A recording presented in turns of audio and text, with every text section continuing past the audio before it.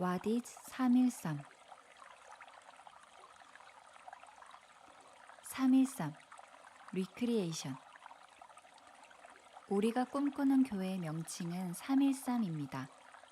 밀라노 칙령이 발표된 AD 313에서 영감을 받아 그 이전의 올바른 교회의 모습을 찾고자 하는 마음을 담았습니다. 또한 313이라는 숫자에는 삼위일체의 신비가 담겨 있습니다. 혼돈하고 공허한 땅 위에서 삼위이자 한 분이신 하나님의 창조가 이루어졌고, 한 분이신 하나님께서 성부, 성자, 성령으로 스스로를 계시하셨기 때문입니다. 특별히 삼위일체 하나님께서 세상을 창조하시던 하나님의 독창성을 본받고 싶은 마음이 담겨 있습니다. 313은 하나님이 일하고 계시는 영역과 하나님의 마음이 있는 장소, 그리고 그 하나님을 쫓아 하나님과 동행하던 사람들, 특히 예수 그리스도를 주로 고백하던 사람들의 라이프 스타일을 통해 지금까지 우리에게 이어지고 있는 이야기에 주목합니다. 유진 피터스는 이렇게 말했습니다. 엉망진창은 창조성의 전제 조건이다. 창세기 1장 2절에 포후 부보후, 창조성은 깔끔하지 않다. 질서가 잡혀 있지 않다. 창조적일 때 우리는 다음에 무슨 일이 일어날지 모른다. 창조적일 때 우리가 하는 상당히 많은 일은 잘못된 것이다. 창조적일 때 우리는 효율적이지 않다. 모든 창조적인 일에는 위험, 실수, 부정 출발, 실패, 좌절, 난처함이 있다. 그러나 그러한 엉망진창으로부터 우리가 거기에 충분히 오래 머물고 충분히 깊이 들어가면 서서히 사랑이나 아름다움이나 평화가 부상한다. 두세 사람이 예수님의 이름으로 모인 곳에 우리 주 성령께서 함께 하신다. 성령은 창조의 영이시다. 모든 회중에는 창조가 일어난다. 새로운 것이 존재하기 시작하고 새로운 것은 회중의 몸과 정신 안에 자리 잡는다. 더 설명할 것도 없이 코로나19 이후 우리의 상황은 엉망진창입니다. 아무도 예측할 수 없고 이전과 완전히 다른 혼돈이 우리 앞에 펼쳐져 있습니다. 깔끔하거나 질서가 잡혀있지 않기에 다음에 무슨 일이 일어날지 알 수 없고 계속해서 실수하며 효율적이지 못한 엉망진창의 상황 가운데에서 실패하고 좌절하며 난처해지기도 합니다. 하지만 이때가 어쩌면 하나님이 새로운 창조를 시작하시기 가장 적절한 시기는 아닐까요? 313은 지금 창조의 영이신 성령님이 사랑과 아름다움, 평화를 이뤄내시는 창조를 시작하실 것을 기대하며 함께 꿈을 꾸고자 합니다. Recovery, Reform, Remake. 313은 하나님의 새로운 창조, 리크리에이션의 회복, 리커버리와 재구성, 리폼, 그리고 다시 만드는 리메이크 과정이 필요하다고 생각합니다. 그렇다면 무엇을 회복시키고 재구성하고 다시 만들어야 할까요? 그 힌트를 고린도전서 3장 1절에서 9절에 목양을 농사에 빗대어 표현한 바울에게서 발견할 수 있습니다. 그런즉 아볼로는 무엇이며 바울은 무엇이냐? 그들은 주께서 각각 주신 대로 너희로 하여금 믿게 한 사역자들이니라. 나는 심었고 아볼로는 물을 주었을 때 오직 하나님께서 자라나게 하셨나니 그런즉 심는 이나 물 주는 이는 아무것도 아니로되 오직 자라게 하시는 이는 하나님뿐이니라. 심는 이와 물 주는 이는 한 가지이나 각각 자기가 일한 대로 자기의 상을 받으리라. 우리는 하나님의 동역자들이요 너희는 하나님의 밭이요 하나님의 집이니라. 고린도전서 3장 1절에서 9절 말씀. 바울은 고린도의 그리스도인들을 하나님의 밭으로 지칭합니다. 이 그리스도인이라는 밭에 어떤 사역자는 씨를 뿌리고 어떤 이는 물을 주고 어떤 이는 열매를 거두기도 하는 것이죠.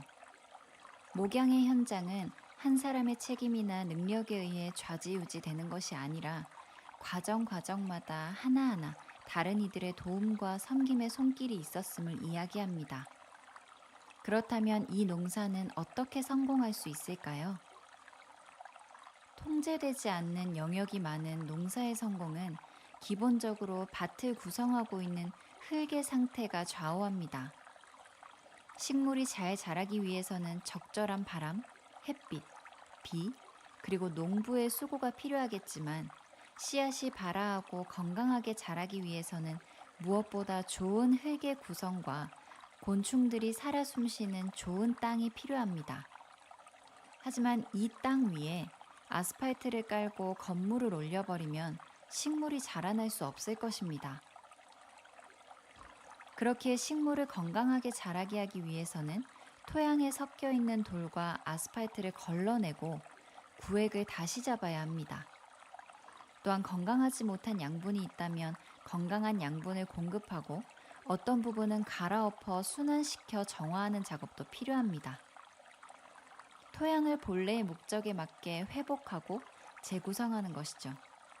그래야만 다시 원래의 목적대로 식물을 심는 과정을 만들 수 있습니다. 교회도 이러한 회복과 재구성, 다시 만드는 과정이 필요한 일종의 토양입니다. 그렇기에 이 토양을 건강하게 만들기 위해서는 아스팔트처럼 덮여있는 교회 조직과 재정이 선명하게 드러나야 하고 본래 가지고 있던 건강한 가치가 회복되어야 합니다. 또한 농부가 묵어버린 흙을 갈아엎고 씨앗을 심은 뒤 성장을 방해하는 잡초를 뽑듯 혹시나 일어날 공동체의 실수나 어려움을 빨리 찾아내 제거할 수 있도록 구체적인 과정과 방법을 마련해야 합니다. 물론 이 모든 것은 선명하게 보이는 구조와 조직 안에서 잘못된 부분이 드러나고 제거될 수 있으며 공동체에 참여하는 모두가 이를 건강한 가치의 회복이라고 동의할 때 가능합니다. 들으라, 씨를 뿌리는 자가 뿌리러 나가서 뿌릴새 덜어는 길가에 떨어짐에 새들이 와서 먹어버렸고 덜어는 흙이 얕은 돌밭에 떨어짐에 흙이 깊지 아니하므로 곧 싹이 나오나 해가 돋은 후에 타서 뿌리가 없으므로 말랐고 덜어는 가시떨기에 떨어짐에 가시가 자라 기운을 막음으로 결실하지 못하였고 덜어는 좋은 땅에 떨어짐에 자라 무성하여 결실하였으니 30배나 60배나 100배가 되었느니라. 마가복음 4장 3절에서 9절 말씀. 마가복음 4장에 씨 뿌리는 자의 비유가 나옵니다. 씨가 어디에 떨어졌는지에 따라서 싹을 틔우기도 하고 없어지기도 하죠. 하지만 좋은 열매로 결실을 맺기 위해서는 좋은 땅에 떨어져야만 합니다. 건강한 토양은 식물뿐만 아니라 동물도 함께 살아갈 수 있는 터전이 될 수 있습니다. 에덴 동산에서 아담과 하와와 함께 동식물이 어우러졌듯이 말이죠. 이 새롭고 건강한 토양이 된 에덴 동산, 하나님 나라에서는 그 땅을 밟는 모든 이들이 회복하게 될 것입니다. 수고하고 무거운 짐진 자들아 다 내게로 오라. 내가 너희를 쉬게 하리라. 마태복음 11장 28절 말씀. 예수님께서는 마치 좋은 땅이 온갖 동식물을 품는 것처럼 모든 사람에게 쉼을 허락하시고 모든 이들을 초대하셔서 인종, 성별, 나이, 정치적 성향 등 모든 것을 품으셨습니다. 예수님을 구주로 고백한 사람들은 모두 예수님처럼 좋은 땅이 되어갔습니다. 예수님처럼 당시에 무시당하고 천대받던 몸이 불편한 사람, 어린이, 여성, 이방인과 함께하며 사랑으로 하나 된 공동체를 만들어간 것입니다. 이 전통은 이방인들의 사도 바울의 편지들과 기록들인 성경을 통해 전수되었고 지금까지도 우리가 좋은 땅이 되어 수많은 사람들을 품어야 하는 이유를 알려주고 있습니다. 3.13은 바로 이 좋은 땅이 되는 꿈, 그 땅에 오가는 모든 사람들이 회복되며 주인이시고 자라게 하시는 하나님과 동역하는 꿈을 꿉니다.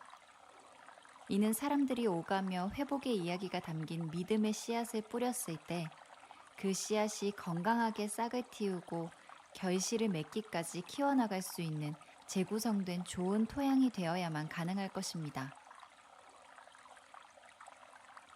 Read, lead, read. 313은 리드하는 공동체입니다. 이 리드는 뜻과 철자는 다르지만 유사한 발음을 가지고 있는 세 가지 단어 read, lead, read입니다. read. 첫 번째, 313은 read합니다. 사전적 의미로 읽다는 뜻을 가지고 있는 이 단어는 앞서 언급했던 연결의 기록, 성경을 그 기초로 삼고 있습니다. 초기 기독교 연구의 최고 권위자였던 레리 허타도는 기독교를 체계 종교라고 정의했습니다. 초기 기독교를 체계 종교라고 말한 것은 기독교 문헌을 봉독하고 쓰고 필사하고 전파하는 활동이 초기 기독교에서 중요한 위치, 아니 두드러진 위치를 차지했다는 사실을 말하기 위해서다. 2000년 넘는 기간 동안 신앙이 전수되며 교회가 흩어지지 않고 유지될 수 있었던 이유는 바로 성경이었습니다. 500년 전 마틴 루터를 중심으로 이루어진 종교개혁에서도 성경과 큰 연관을 가진 키워드가 제시되었습니다. 오직 믿음으로, 오직 은혜로, 오직 성경으로. 성경을 성도들에게 돌려준 사건이라고까지 이야기되는 종교개혁을 일으킨 마틴 루터는 믿음과 은혜 그리고 성경을 통해서만 개혁이 가능함을 말한 것입니다. 이런 성경의 중요성은 성경 내부에서도 찾아볼 수 있습니다. 느헤미야서의 바벨론의 포로 생활을 마치고 다시 약속의 땅으로 돌아와 성벽을 건축한 유대인들은 성벽의 재건축을 완성하기 전 학사 에스라를 통해 율법책을 가져와 낭독했습니다. 이스라엘 자손이 자기들의 성읍에 거주하였더니 일곱째 달에 이르러 모든 백성이 일제히 수문 앞 광장에 모여 학사 에스라에게 여호와께서 이스라엘에게 명령하신 모세의 율법책을 가져오기를 청하매. 느헤미야 8장 1절 말씀. 기나긴 포로 생활을 마치고 하나님의 일하심으로 인해 다시 재건된 예루살렘 성. 그 성벽 앞에서 이스라엘 백성들은 새로운 삶을 맞이하기 위한 초막절을 기억하며 수문 앞 광장에 모였습니다.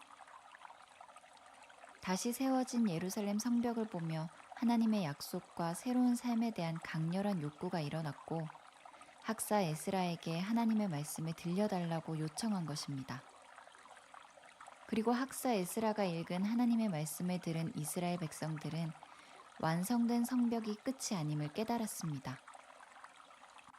외적인 성벽뿐만 아니라 말씀이 각 개인의 삶에 세워지는 회복이 있지 않고서는 다시 한계를 맞이할 수밖에 없음을 깨달은 것입니다.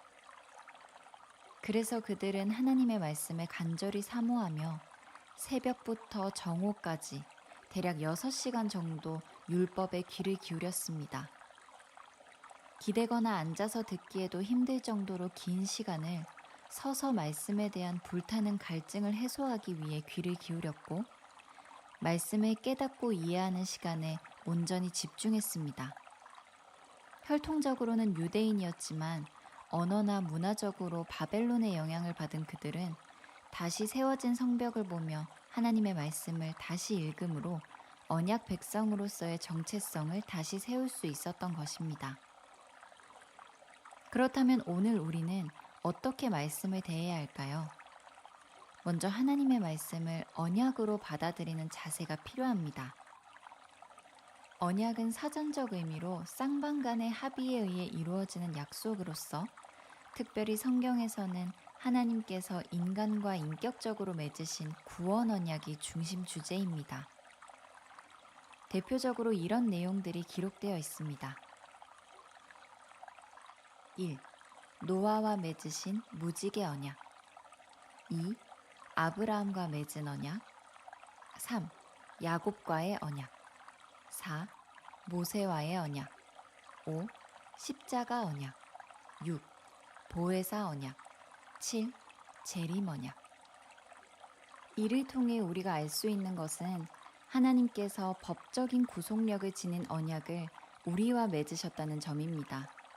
형식적으로는 고대의 언약처럼 서로가 의무를 이행해야 하는 것처럼 보이지만 그 내용을 자세히 들여다보면 하나님께서 당신의 백성에게 일방적으로 또 무조건적으로 베푼 은혜의 약속임을 발견할 수 있습니다.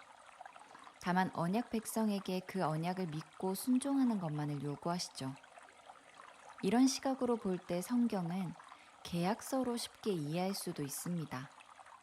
언약의 내용들이 기록돼 있고 계약자가 언약을 이루어가는 모습, 소위 성취하는 내용을 기록하고 있기 때문입니다.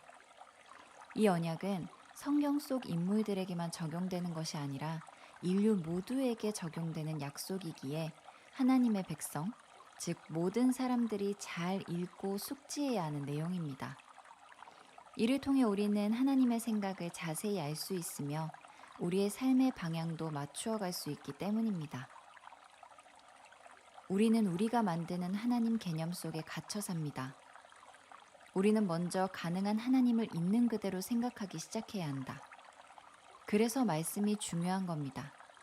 내가 생각하는 하나님이 아니라 내 마음대로 만드는 하나님이 아니라 성경이 하나님을 어떤 분으로 소개하는가에 따라 철저하게 자신의 생각을 맞춰야 합니다.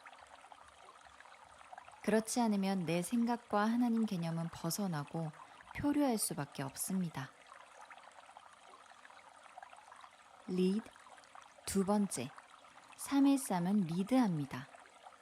안내하다, 연결되다, 이끌다는 뜻을 가진 이 단어처럼 우리는 사람들을 하나님께 안내하고 연결하며 이끌고자 합니다. 예수님은 나를 따르라고 말씀하시고 우리가 나아갈 방향을 보여주셨습니다. 그리고 그 리드는 모두 예수님이 육체를 입으시고 이 땅에 오신 성육신에서 시작되었습니다. 말씀이 육신이 되어 우리 가운데 거하심에 우리가 그의 영광을 보니 아버지의 독생자의 영광이요 은혜와 진리가 충만하더라. 요한복음 1장 14절 말씀.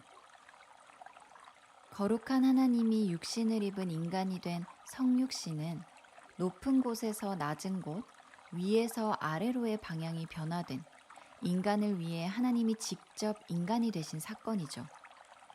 이는 인간의 죄를 사하기 위한 십자가의 희생으로 이어졌고 위에서 아래로의 방향 전환과 속죄는 우리의 모형이자 유일한 길이 되셨다고 표현되기도 합니다. 십자가의 도가 멸망하는 자들에게는 미련한 것이요 구원을 받는 우리에게는 하나님의 능력이라. 고린도전서 1장 18절 말씀. 이를 우리는 십자가의 길이라고 표현하고 이 길을 따르기 위해 노력합니다. 예수님께서 보여주신 대로 행하라고 명령하시고 끝까지 함께 하신다고 약속하셨기 때문입니다. 예수께서 나와 말씀하여 이르시되 하늘과 땅의 모든 권세를 내게 주셨으니 그러므로 너희는 가서 모든 민족을 제자로 삼아 아버지와 아들과 성령의 이름으로 세례를 베풀고 내가 너희에게 분부한 모든 것을 가르쳐 지키게 하라.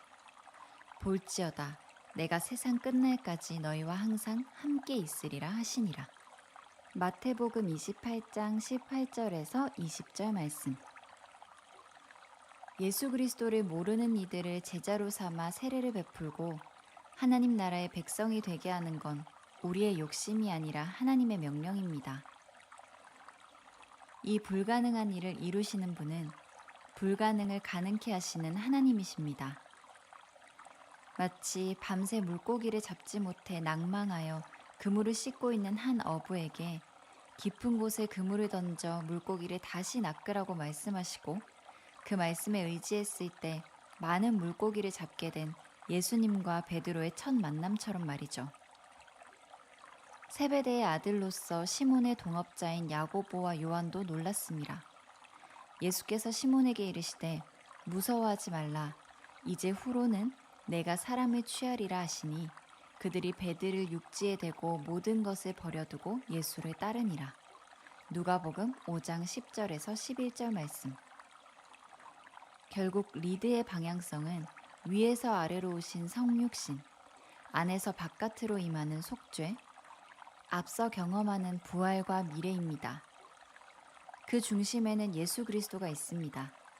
그렇기에 우리는 예수님을 따라가며 위에서 아래로, 우리의 내면에서 세상으로, 그리고 미래를 현재에서 경험할 수 있도록 세상을 이끌어야 합니다. 그게 주님께서 보여주신 리드이기 때문입니다. read. 세 번째, 313은 리드합니다. 고대부터 갈대 줄기로 만들거나 가공한 악기의 부품을 의미하는 리드는 한쪽을 고정시키고 공기를 불어넣음으로써 다른 쪽을 진동시키는 발음원으로 관악기나 리드 오르간 또는 오르간의 파이프에 이용되는 부분을 의미합니다. 쉽게 말해 무엇을 울리게 해서 의도된 소리가 나게 하는 기능을 하는 거죠. 313은 복음이라는 의도된 소리를 내고자 합니다. 좋은 소식, 기쁜 소식이란 뜻의 복음은 본래 그 단어 안에 소리라는 뜻을 가지고 헬라 시대의 전쟁의 승전보, 자녀의 탄생 소식 등 일반적으로 매우 기쁜 소식 등을 가리키는 말이었습니다. 이 단어가 성경 속에서 하나님의 구원 사역, 즉 예수 그리스도를 통해 주신 기쁨의 복된 소식을 가리키는 말이 된 것입니다. 복음은 그리스도가 십자가에 달려 돌아가심으로 죄인이 구원을 얻게 되었을 뿐만 아니라 그리스도가 부활하심으로 우리가 영원한 삶을 누리게 되었다는 소식입니다.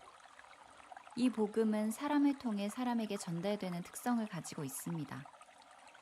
주의 성령이 내게 임하셨으니 이는 가난한 자에게 복음을 전하게 하시려고 내게 기름을 부으시고 나를 보내사 포로된 자에게 자유를, 눈먼 자에게 다시 보게 함을 전파하며 눌린 자를 자유롭게 하고 주의 은혜의 해를 전파하게 하려 하심이라 하였더라. 누가복음 4장 18절에서 19절 말씀. 그러므로 나는 할 수 있는 대로 로마에 있는 너희에게도 복음 전하기를 원하노라. 로마서 1장 15절 말씀. 그렇다면 어떻게 주님이 우리를 위해 오신 성육신, 죄사함, 부활의 복된 소식을 전할 수 있을까요? 313은 그 답을 작지만 진동을 통해 소리를 전달하는 리드에서 찾았습니다. 만약 리드가 없다면 오보에, 클라리넷, 색소폰, 백파이프 등의 악기는 소리를 낼 수 없습니다. 작지만 꼭 필요한 부분이기 때문입니다. 마찬가지로 313은 작지만 몸부림치는 진동을 통해 하나님의 복되고 기쁜 소식을 세상에 알리는 리드입니다. 이는 주님의 명령이며 주님을 믿음으로 고백하는 모든 교회들이 감당해야 할 역할이기에 크기의 여부와 상관없이 필연적으로 기능해야만 하는 것입니다. 너희 의인들아, 여호와를 즐거워하라. 찬송은 정직한 자들이 마땅히 할 바로다. 수금으로 여호와께 감사하고 열줄 비파로 찬송할지어다. 새 노래로 그를 노래하며 즐거운 소리로 아름답게 연주할지어다. 시편 33편 1절에서 3절 말씀. 마지막으로 우리는 하나님을 찬양하는 리드입니다. 새 노래와 주님에 대한 고백이 어우러져 복되고 기쁜 소식을 울리게 하는 동시에 주님의 이름을 높여드리는 경배와 찬양의 역할도 감당해야 하기 때문입니다. 세계적으로 유명한 기업 애플이 만든 광고 중 이런 내용이 있었습니다.